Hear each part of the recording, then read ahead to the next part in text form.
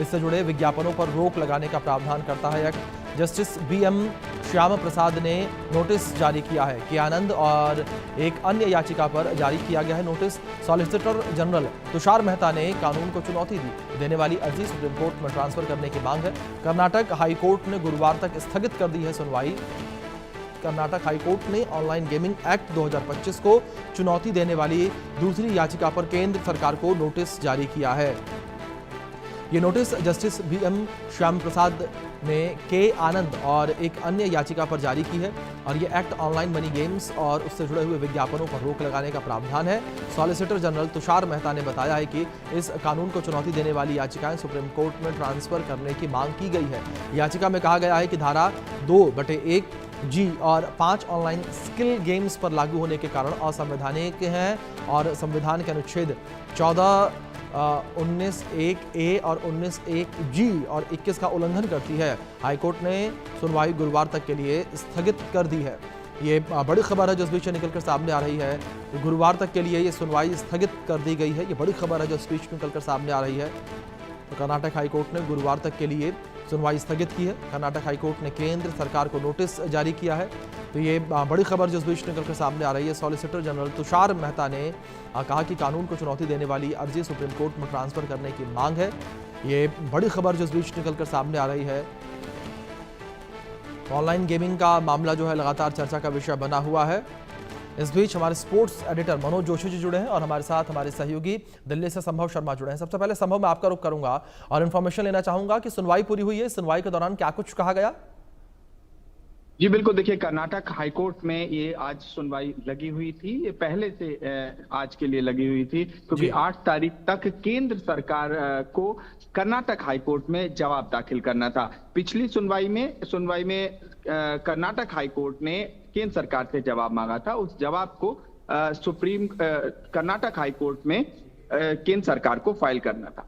आज जब इस मामले में सुनवाई हुई तब सॉलिसिटर जनरल तुषार मेहता ने कहा कि ये मामला सुप्रीम कोर्ट में लंबित है क्योंकि पिछले हफ्ते कर्नाटक हाईकोर्ट की सुनवाई के बाद एक हियरिंग दिल्ली हाईकोर्ट में हुई और उसके बाद सॉलिसिटर जनरल और वकीलों ने यहाँ सुप्रीम कोर्ट में भी मैटर को मेंशन किया। उसके बाद सुप्रीम कोर्ट ने अग्री किया कि हाँ, हम इस मामले को सुनेंगे। तो एक तरह से मामला सुप्रीम कोर्ट के सामने ऑनलाइन गेमिंग अधिनियम को चुनौती देने वाली तमाम याचिकाओं का मामला सुप्रीम कोर्ट के सामने लंबित है। और यही बात सॉलिसिटर जनरल तुषार मेहता ने आज कर्नाटक हाईकोर्ट में कही। सॉलिसिटर जनरल केंद्र सरकार की तरफ से अपनी बात रख रहे थे और अब जो डिटेल्ड जो बात कही जा रही थी, जिस पर हम लगातार प्रोग्राम्स कर रहे हैं, कि एक जो डिटेल्ड आंसर है, रिप्लाई है जो केंद्र सरकार को फाइल करना है इस पूरे मामले में, उसमें वो अब चूंकि सुप्रीम कोर्ट के सामने लंबित है और मामला गुरुवार के लिए टाल दिया गया है, तो देखना होगा सुप्रीम कोर्ट इस मामले को कब सुनती है। अगर सुप्रीम कोर्ट सुनती है और सुप्रीम कोर्ट केंद्र से जवाब मांगती है या केंद्र में सुप्रीम कोर्ट में केंद्र का क्या जवाब होता है, इस पर निर्भर करेगा कि ये जो कानून है इस पर क्या अथॉरिटी और क्या नियम बनते हैं। क्योंकि इसी से रिलेटेड एक खबर है, दिल्ली हाईकोर्ट की पिछले हफ्ते की बात है।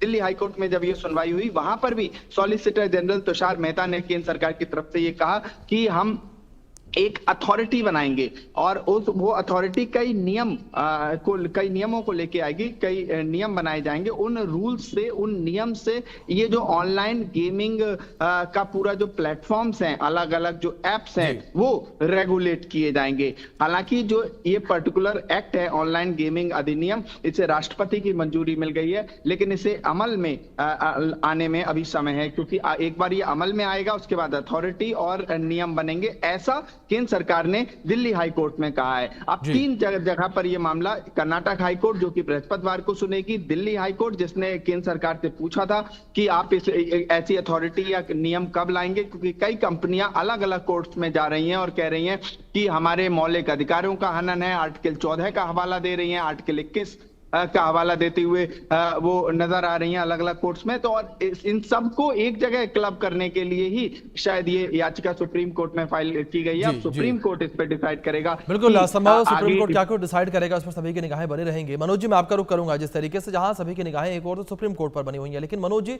जिस तरीके से जब कानून बनता नजर आ रहा है तो जाहिर तौर पर कोई भी इसका उल्लंघन करेगा तो वो जो भारतीय कानून है उसका उल्लंघन करता हुआ नजर आएगा।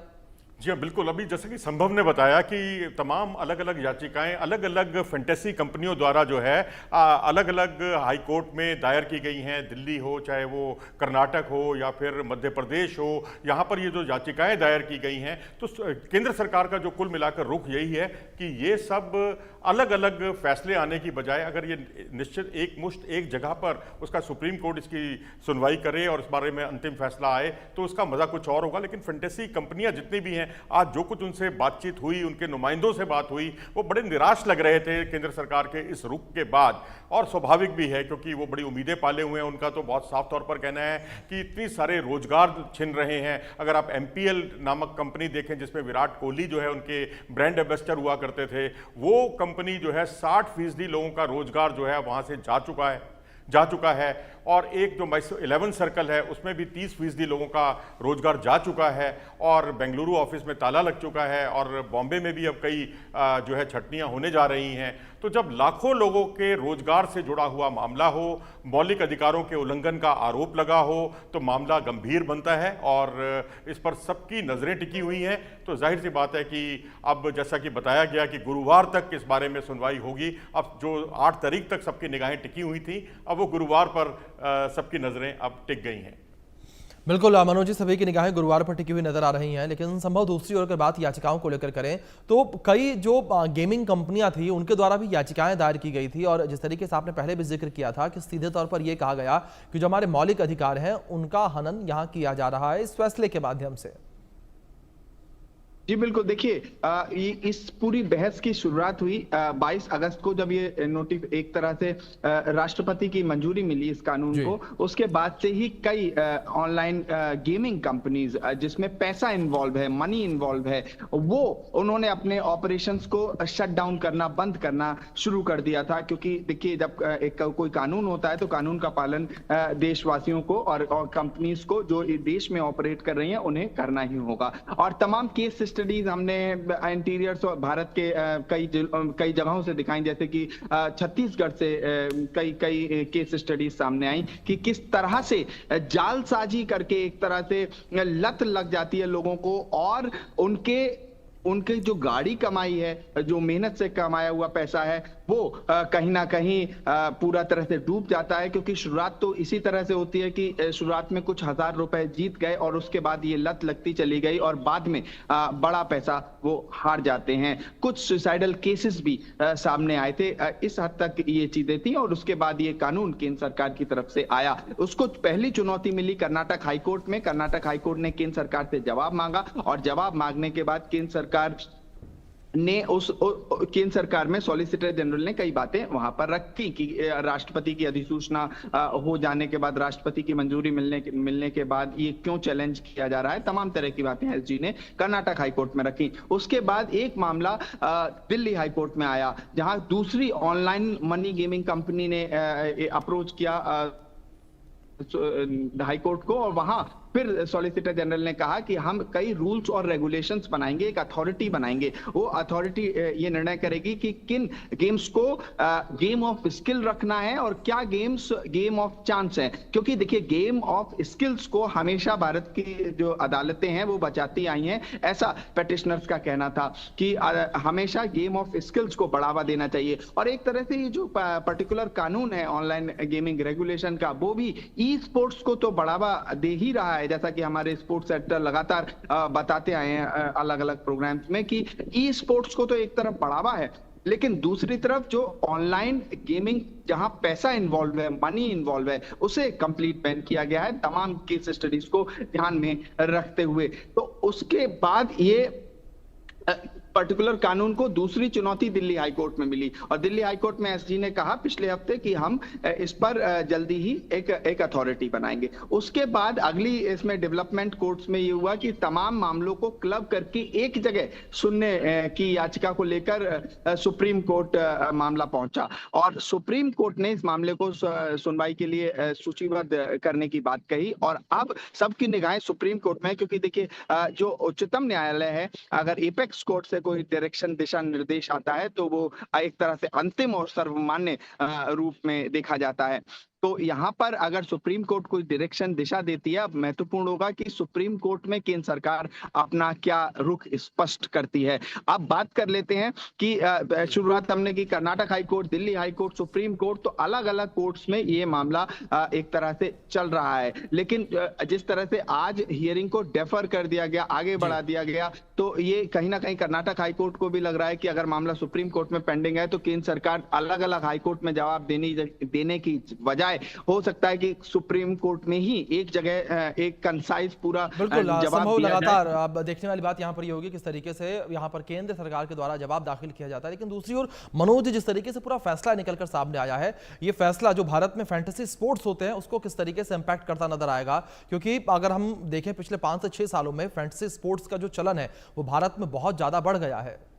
जी हाँ, चलन बढ़ गया है और 20, 21 और 22 को, मतलब आप देखिए 20 में लोकसभा में ये विधेयक आता है, 21 में राज्यसभा में पारित होता है और 22 तारीख को जो है राष्ट्रपति के हस्ताक्षर भी हो जाते हैं। तो यानी 3 दिन के अंदर आप कोई विधेयक जो है यानी कोई कानून की शेप में आ जाता है, तो इसके बाद जो इससे जुड़ी हुई दिक्कतें हैं और ज्यादा बढ़ जाती हैं। सबसे बड़ी बात यह है कि जब फैंटेसी कंपनियां, उनका अगर लॉजिक उनके दृष्टिकोण से सोचा जाए, उन्होंने कहा जब मामला पहले से सुप्रीम कोर्ट में था और हमने जीएसटी की मांग की थी कि 28% से घटाकर उसको 10% पे लाया जाए और उसके बाद जो है सरकार ने त्वरित एक्शन लिया, बहुत जल्दबाजी की उन्होंने और हमारी किए किराए पर पानी डाल दिया और फिर रोजगार और ये तमाम चीज़ें तो हैं ही, और साथ ही उन्होंने जो कोर्ट के हवाले दिए कि पहले तमाम हाई कोर्ट 1967 से लेकर 2022 तक जो गेम ऑफ स्किल, जिसका अभी संभव भी जिक्र कर रहे थे, वो जब उसको माना, उसको गेम ऑफ स्किल के तौर पर, चाहे वो पोखर हो, चाहे वो रमी हो, चाहे, हालांकि रमी में हमारे कुछ वैचारिक मतभेद हो सकते हैं,